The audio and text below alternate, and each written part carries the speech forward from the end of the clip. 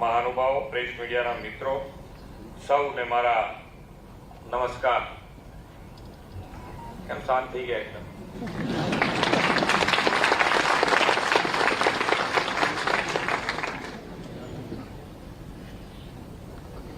પહેલા બરોબર છે કે ભાઈ ઇન્કમ ટેક્સ નું નામ પડે એટલે બધા બી જતા હતા, પણ હવે તમે ખૂબ સારો એપ્રોચ કર્યો કે હવે લોકો તમારી સાથે બેસીને હસી શકે એવી વાતાવરણ કરે. બાકી ઇન્કમ ટેક્સ નું નામ પડે એટલે બધાને એમ થાય કે ભાઈ જે પ્રમાણે કંપનીઓ જે પ્રમાણે પગાર આપે છે અને પગારમાંથી આટલો મોટો ટેક્સ ભરવો એ બી એક મોટી હિંમતનું કામ છે. એક વખત હાથમાં કોઈ વસ્તુ આવી ગઈ પછી છોડવી એ બહુ મુશ્કેલ વાત છે.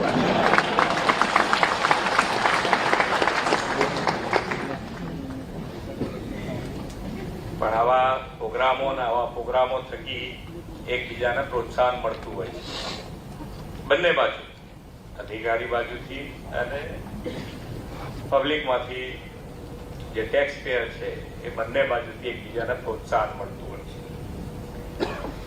આપણા વિશ્વ નેતા અને દેશના યશસ્વી વડાપ્રધાન શ્રી નરેન્દ્રભાઈ મોદી સતત ત્રીજી વાર દેશનું સેવા દાયિત્વ સંભાળીને ઇતિહાસ રચ્યો છે.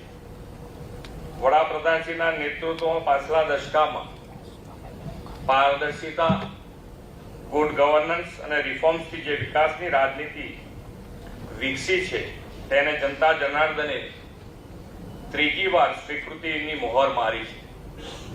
શ્રી નરેન્દ્રભાઈ તેમની ત્રીજી ટર્મમાં દેશને વિશ્વની ત્રીજી મોટી આર્થિક મહાસત્તા બનાવવાનો સંકલ્પ કર્યો છે.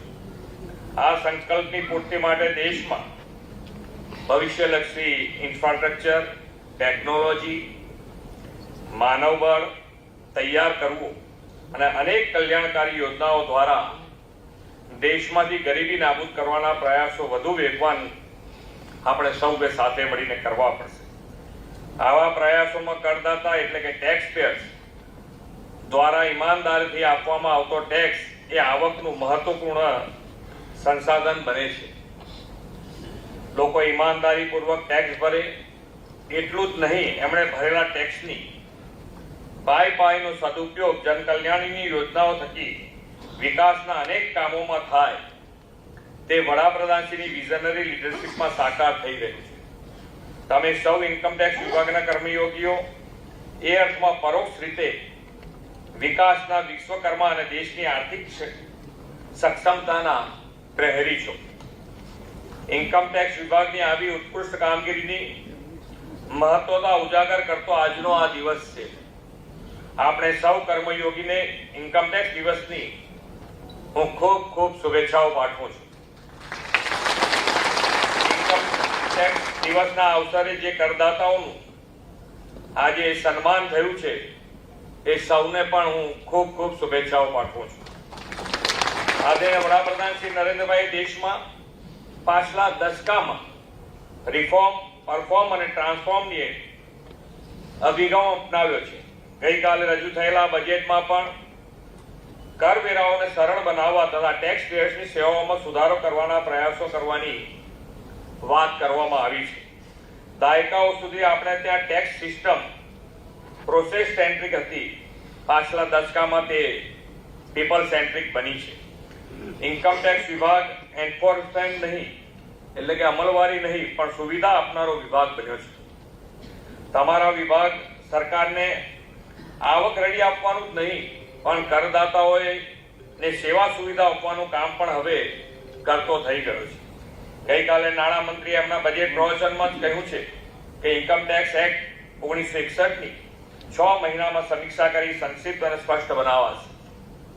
ઇન્કમટેક્સ વિભાગની કાર્યપ્રણાલી અને ગતિવિધિઓમાં ટેકનોલોજીનો ઉપયોગ કરી પારદર્શિતા અને પ્રમાણિકતા લાવવાનું ભગીરથ કામ વડાપ્રધાનશ્રીએ કર્યું છે. ફેસલેસ એસેસમેન્ટ સાથે હવે તો ફેસલેસ અપીલની વ્યવસ્થા પણ વિકસી છે. ટેક્સ પેયર્સને કોઈ હેરાનગતિ કે હાડ મારી નડતી નથી. વડાપ્રધાન શ્રી નરેન્દ્રભાઈએ 2014માં દેશનું સુકાન સંભાળતા જ સામાન્ય માનવીની પીડા, ઈમાનદાર ટેક્સ પેયર્સની હેરાનગતિનો અંત લાવવાનો ઉપાય શરૂ કર્યો. ટેક્સ પેયર્સને શંકાની નજરે જોવાનું જે વલણ હતું તેમાં આમૂલ બદલાવ આવ્યો છે. સરકારની વિચારધારા હવે બદલાઈ છે અને જે ઇન્કમ ટેક્સ રિટર્ન ફાઇલ થાય છે તેના પર ભરોસો કરવાની પદ્ધતિ વડાપ્રધાનશ્રીના દિશાદર્શનમાં આપણે અપનાવી છે. તેના પરિણામે આજે દેશમાં જે રિટર્ન ફાઇલ થાય છે તેમાંથી લગભગ 99.75% જેટલે કોઈ પણ આપત્તિ વગર સ્વીકારવામાં આવે છે. માત્ર 0.25% કિસ્સામાં જ સ્ક્રુટિની થાય છે. સમગ્ર કર પદ્ધતિને બદલીને ઓનરિંગ ધ ઓનેસ્ટ, ઈમાનદાર કરદાતાઓનું સન્માન થાય તેવી પ્રણાલી પણ દેશમાં આદરણીય શ્રી નરેન્દ્રભાઈ મોદી સાહેબની પ્રેરણાથી વિકસિત થઈ છે. વડાપ્રધાન શ્રી નરેન્દ્રભાઈના નેતૃત્વમાં ગુજરાત દેશનું ગ્રોથ એન્જિન બન્યું છે.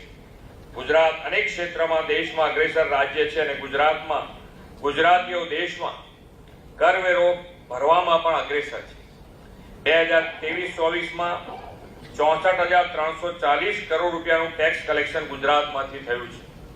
વ્યક્તિગત ઇન્કમ ટેક્સ રિટર્ન ભરવામાં ગુજરાત દેશમાં બીજા ક્રમે છે અને નવા રિટર્ન ફાઇલ કરવામાં ગુજરાત વિકાસ દેશના 32.13% થી વધારે એટલે કે 33.49% છે. આનો અર્થ એ છે કે નવી કમાણી કરતી ગુજરાતની યુવા શક્તિ પણ દેશના વિકાસ માટેની પોતાની જવાબદારી સંપૂર્ણ સમજે છે અને વિકસિત ભારતના નિર્માણમાં યોગદાન આપવા પ્રતિબદ્ધ છે. આ જ યુવા શક્તિના આધારે શ્રી નરેન્દ્રભાઈ મોદી સાહેબે 2047 સુધીમાં વિકસિત ભારતના નિર્માણનો સંકલ્પ કર્યો છે. વિકસિત ભારતના નિર્માણ માટે દેશના કરદાતાઓને ઇન્કમ ટેક્સ કર્મીઓનું પ્રદાન મહત્વપૂર્ણ છે.